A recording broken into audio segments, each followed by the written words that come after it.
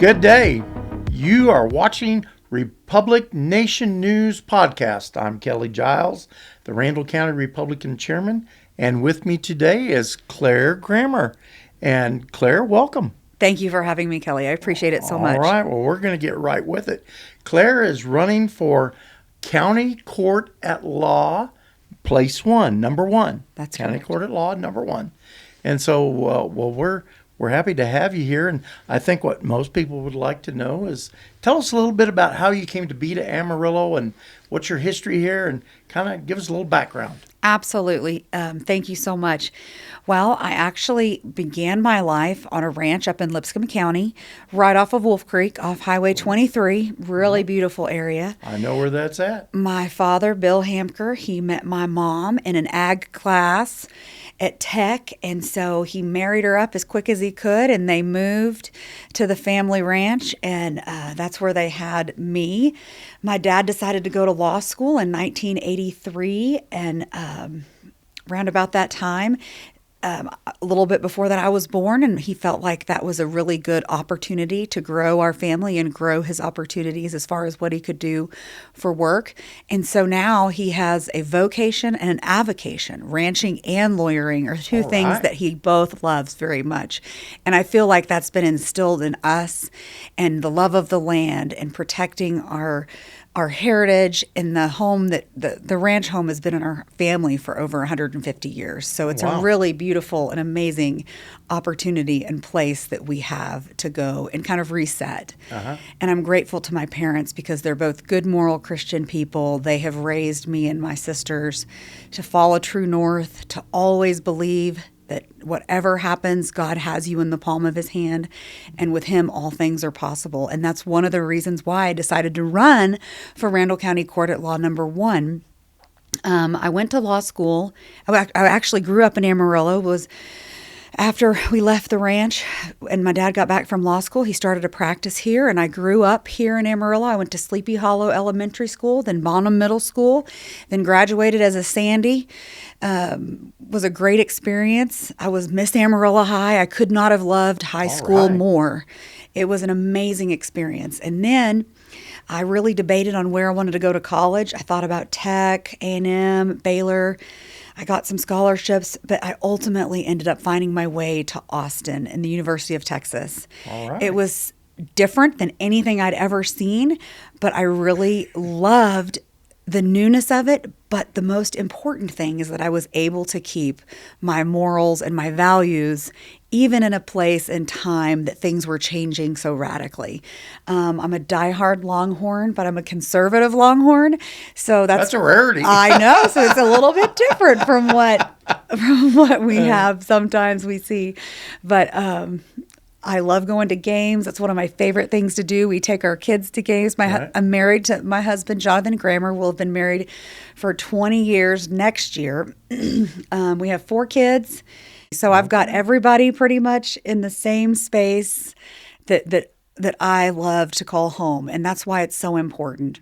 Yeah, a lot of people, for those of you that don't follow law schools, University of Texas Law School is one of the top in the country. Well, and I actually did my undergrad at Texas. And then made this crazy decision after 9/11 because there weren't any jobs. I didn't plan on going to law school.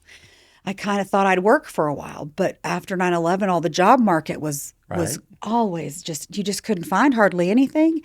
And so I had a choice of working in a coffee shop, which my parents were not fans of, or I applied for law school, and I went to law school in Oklahoma at Oklahoma City University School of Law. Yeah, that one's very popular. It was really wonderful because it gave me the opportunity to be close to my family, just 3.5 hours away, as well as I loved Oklahoma City. It was really growing. They had just started building Bricktown when I was there, so it was a great opportunity. And I worked for various firms while I was there and in law school. And Oklahoma was a great opportunity as far as the district attorney's office. Bob Macy had been the prior district attorney, and Wes Lane was who I ended up getting an internship with, and I got a 3rd-year bar card and worked for him, and he gave me my first job as a prosecutor. So I In worked Oklahoma City. In Oklahoma City, yes, sir. So I'm licensed in 2 states. I got my license in Oklahoma thinking that might be where I'd stay, but the call of Texas just came so strong that I wanted to come back home. And we tried to move back to Austin. It's just the job market there was really saturated with lawyers at that time. Yeah. It still kind of is. But my family encouraged me to come back home and start a practice or work at one of the district attorney's offices. And since I'd worked for Oklahoma County, I had that experience. I'd worked in the gang unit, I'd worked in sex crimes, I'd worked in the special victims, I'd worked domestic violence. So I felt very comfortable in the courtroom, which is what led me to come to Potter County. So I worked for Scott Brumley for a while, really enjoyed that office, worked with really great people. And then James Farron, who is just such a great mentor to me, asked me to come and be the domestic violence prosecutor for Randall County. And at that time, I was just so excited about it. And a few months after I'd started, I found out that I was having a baby. And I was like, oh, how could I start this new job and be having a baby? And you know what Farron told me? He said, women have been having babies in this office for as long as I can remember. And he says, I know you'll do just as good a job as anybody else. And I really believed in his ethics and his work that he did, and he lit a fire in people, not under people. So I've really had the most amazing opportunity working for a district attorney like him. Well, let's talk about some of your cases. What type of cases do you have experience with? Well, actually, Randall County Court at Law Number 1 is near and dear to my heart because Judge James Anderson, I was one of his court officers when I was working in misdemeanors at the Randall County District Attorney's Office for Mr. Farron. I did DWIs whenever DWIs still had VHS tapes. We tried those cases because blood warrants didn't exist. Right. So we really tried them using actual old school methods like the NHTSA manual with HGN and all the old ways that officers would determine intoxication before we had blood warrants and whatnot. I've tried more domestic violence cases than I would like to say because it's a very prevalent issue. Right. And domestic violence is a misdemeanor in the state of Texas, but it wasn't until the late 90s and early 2000s the lobby changed for it to become a felony that if you committed 2 or more acts in 365 days of family violence, it could become a felony. And so I felt like that was a really big move for progression in our state because we were a little behind some of the other states.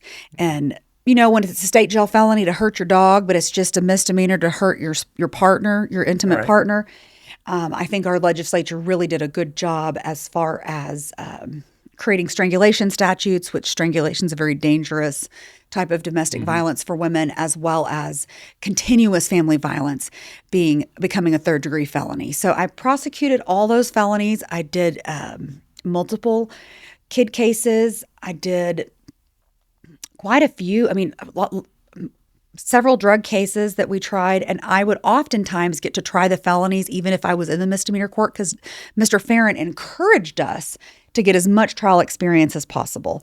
And so I had some really amazing mentors. Robert Love was one of my great mentors. Lacey Miller, who's going to be the next DA in Randall County, was an amazing mentor. And I felt so blessed to have that experience. And as far as Judge Anderson, he was such an incredible mentor too. As far as protective orders, those cases aren't always easy, but he was always fair and impartial and would listen and really try to determine what was best for the children or the victims of those domestic violence cases.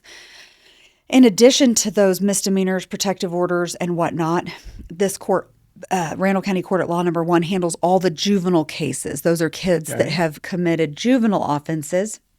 And I found a great passion for that because I felt like if we could keep these kids from reoffending, you might have a chance to save them before they got to the adult system. And so I worked really closely with juvenile probation. I love Jane King. I love Barton, all those people that were there. Just incredible people in Randall County. And that's one reason why I knew when this court was going to open up, when Judge Anderson announced his retirement, that it called my heart because it had been such an important part of my life during my younger years as a lawyer. that I feel like now at this point, as an older lawyer after practicing for 21 years, that it's a way to serve. And I believe with all my heart that God's plan and purpose to put each of us on this planet is to serve others. It's not for me, it's not for anybody else, but it's to serve others. And I think that's what this court does. It serves such a large number of people. It serves almost 35% of the family law cases that we have. It serves a number of civil cases, and they just raised the number to $325,000 as the Mountain controversy. So it's going to have more civil cases, I think. Like I said, it handles all the misdemeanors, domestic violence, DWIs, any type of misdemeanor offense you can think of, like burglary of a motor vehicle, Right. criminal trespass. I've tried all those cases, and I've tried them from the prosecution side. And then when I left the public service office in 2018, almost 19, and opened my own practice, I got on all the court appointment lists and learned how to be a defense attorney. It was kind of a brain shift, but it was a really exciting experience as far as learning the Constitution in an entirely different way. That your Sixth Amendment right to have the right to a lawyer was really exciting. And even though there were guilty clients, I knew that my job was to serve them and make sure their rights were protected. And you had to protect those clients that may not have been guilty. So I felt like that was a really amazing opportunity that I've gotten to do so much of both sides of the criminal litigation. In the 8 years that I've been in private practice, I also started a family law practice, which has become really successful. My clients come to me usually in a state that is something that nobody ever wants to be in. It's either a divorce, a modification, someone's passed away and we have to get custody paperwork in place, probate issues, wills, estates, some things like that. And I mean, you are dealing with people's lives, and that's why this court's important. I've gotten to represent and advocate for clients in all those different areas I just talked about. And that's what this court serves. This court serves those people in a judicial capacity. And I think being in the judicial capacity, listening to the advocates, the lawyers that are advocating for their clients, it's the perfect opportunity and the perfect fit for my experience and skill set. Okay.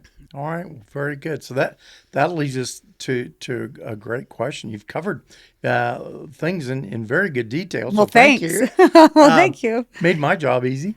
But let's think about the vision, making the shift from attorney or legal advocate to judge. What do you think the differences are or will be? That's a better question. What do you think the differences will be, and how will you approach that? What's your vision of what's going to happen if you'd become judge? I feel like my vision is pretty simple. I know that fairness is what people seek in the court system, and educating people that fairness is something that we try so hard to achieve. But I think that also reminding people that best interests of children is something that is of tantamount importance. It's not about who wins, who gets custody. It's about what's going to be best for children in these family law cases. That is one thing that I have a passion for after having done so much family law. I feel like there's a lot of toxicity in family litigation. So I want to approach it with compassion, fairness, and transparency. And I also think that if we can help provide resources and court order resources, there's something that they're doing now. They're ordering parents to do co-parenting classes in the standing orders. And I've been really grateful about that because, sometimes I'll have clients that come and say, that was a great 4-hour online class. I'm really glad I got to do that. And I really think that's where judges can make a difference. We're not supposed to legislate from the bench. We can't change the law. We have to follow the law. But when we're listening to evidence and applying, we're the fact finder in many cases, if it's not a jury, because you can have a jury trial for a family case just like you can a criminal case. But as the fact finder, you've got to listen to all the evidence, be as impartial as possible. And in that vision, I think transparency and giving people the opportunity to tell their side is the most important thing, because these are people's lives that really need that closure. They need that time to actually tell someone what's happened or what they think has happened. And it's a really great time for us to listen to, as a judge. I look at judges all the time, and they listen to counselors, they listen to police officers, they listen to child protective service workers. And luckily, I've had the opportunity to work in law enforcement as a prosecutor, accepting cases as an intake attorney, all the way to trying the cases that other intake attorneys would accept on behalf of the DA's office. As far as child protective cases, this court hears some of those cases as well. Mm-hmm. And with regard to that, in my time with Mr. Farron at Randall County, I was one of the CPS litigators in addition to the domestic violence prosecutor. I would help with all the abuse and neglect cases in Randall County. And if you told me a story, I probably have heard it. Like, I've seen just about everything that you can imagine. And in seeing that, I know that you have to have a judge that is going to be able to think about where those kids need to go and when it needs to happen. Parents have to be working their sobriety plans for the department. And I've worked with so many workers in that capacity, is in helping hold people accountable. And also with criminal offenders. Like, we have people that are on probation. Probation is very common for first-time offenders. Mm-hmm. But you want to make sure that your probationers are following the rules. And sometimes you have what's called revocation hearings. You don't always have to send someone to prison, or in my case, I only have the option of jail with misdemeanors.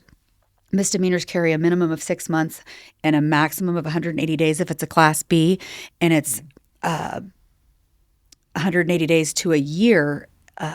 It's actually 0 to 180 for misdemeanors that are Class Bs, and 180 to a year on Class A misdemeanors. But a lot of times on probation, things can be done to help probationers do better in whatever path they're on.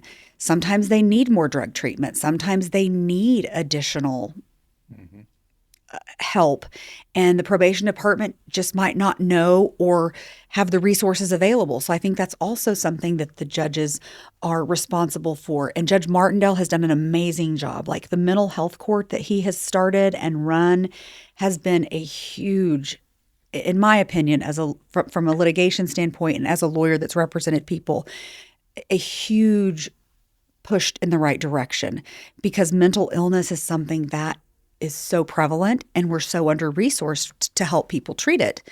And when you're in mental health court, you actually have a caseworker, you have someone that's going to meet with you, you make sure that you're on your meds, and that way you're more successful with your probation and the completion of that probation. And he does a great job as far as that's concerned. So I really feel grateful for that. Mm-hmm. Well, the statistics are changing, on the standard, what would you call it? The standard decree of where the father gets the children every other weekend. There's a lot of statistics out there that are now changing. The state of Kentucky in 2018 changed their laws to where the standard decree would be 1 week with the mother, 1 week with the father, alternating weeks, with no child support going either direction. Mm-hmm. And they reduced the divorce rate by 25%.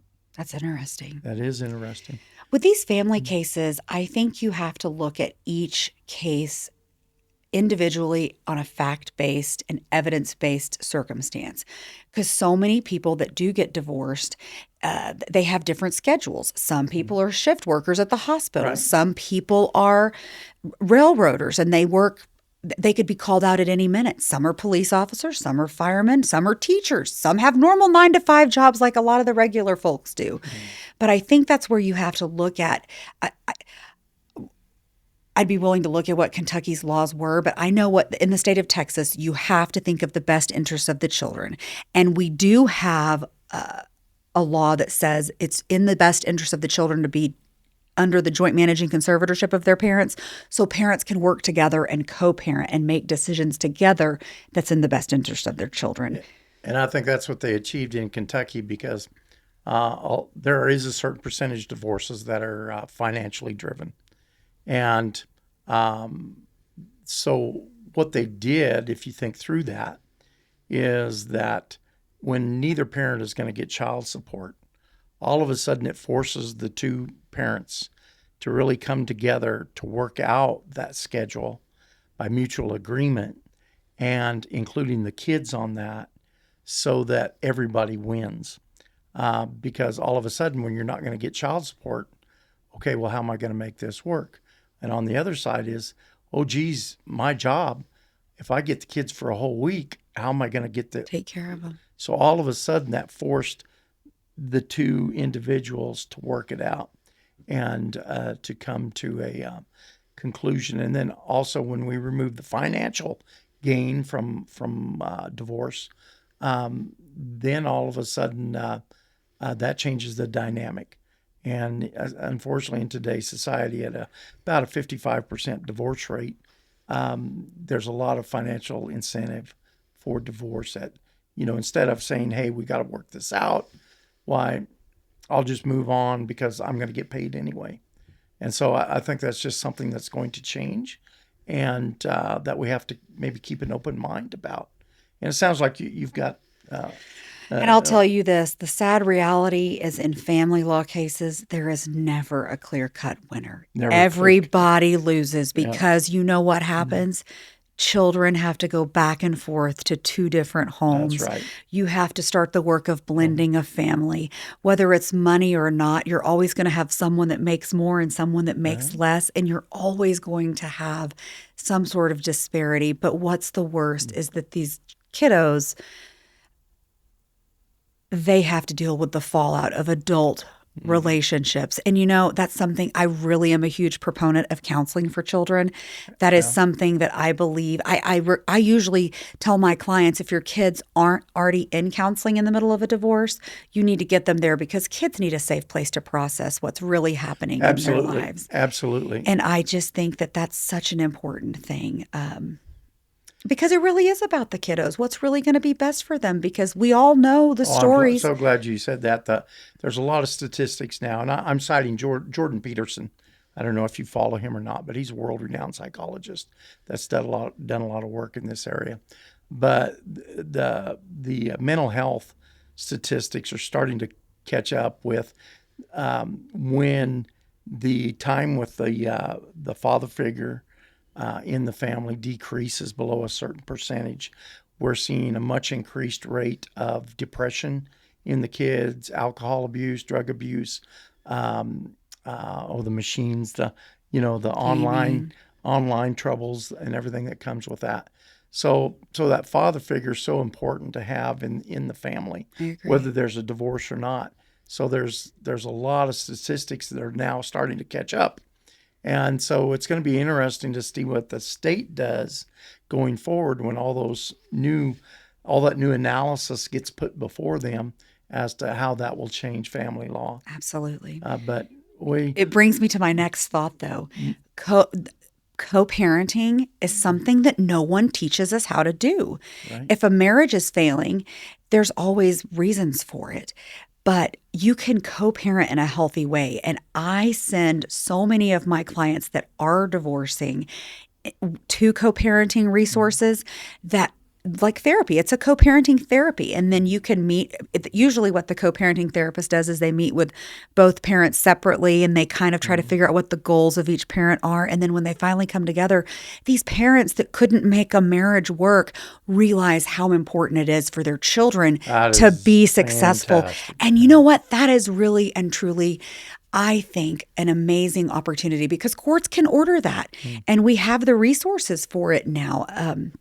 There's multiple therapists here in Amarillo that have been trained and certified as co-parenting therapists. We need more. I would tell anybody that's a therapist right now, if you can get that training, I think it's a huge, huge necessary resource that we are under-resourced in locally. And in family law, too, I think what we all have to recognize is both parties and the children, everybody's hurting. Yes. They're hurting inside. And so just someone to say, okay, yeah, the separation's going to happen, but let's see how we can move forward Sure. in a positive way. So that's very interesting, and it's we're after good families and a tight knit nuclear family, and it's so funny how it plays into politics, how it affects our culture.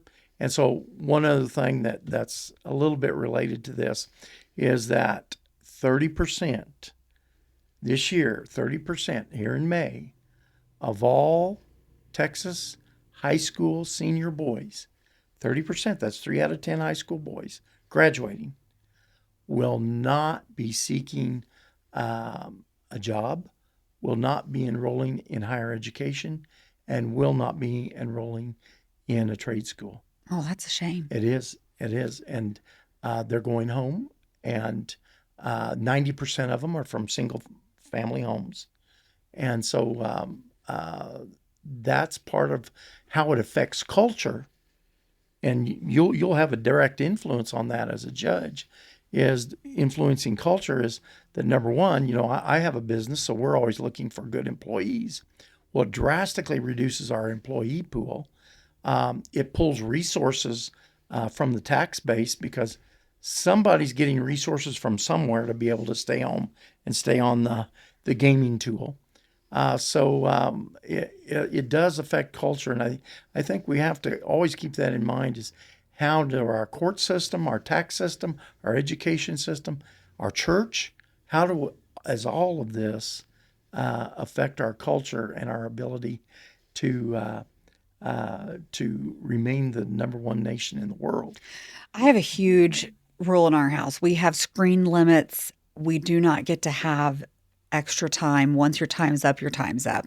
I think that's really important. I parent kind of differently than other people, but I think a lot of parents are on the same page with me as far as that's concerned. Mm-hmm. As far as what you're talking about, these statistics, I would love to see our school boards. And I mean, AISD has done a really great job as far as with the Thrive Scholarship Program, that Right. If you graduate with an 85 or higher from one of the Amarillo Independent School District cluster high schools, you get a free 2-year education at Amarillo College. There is no excuse to not go if that is available to you. Yeah. And I think that we are seeing, even though those statistics are real and very frightening. I think they're frightening to me. But I know my son meets with his counselor at school, and I know what he is on track for AP classes. He wants to get college credit. He takes dual credit classes. It's because we as parents help them and make sure that they're doing what they need to do. It's because we follow and go to the meetings that AISD has for us. And then the fact that he'll be able to have all my kids that will graduate from Amarillo High, because graduation is not an option. You will do that. Right. That's an expectation in our home, and college is an expectation in our home.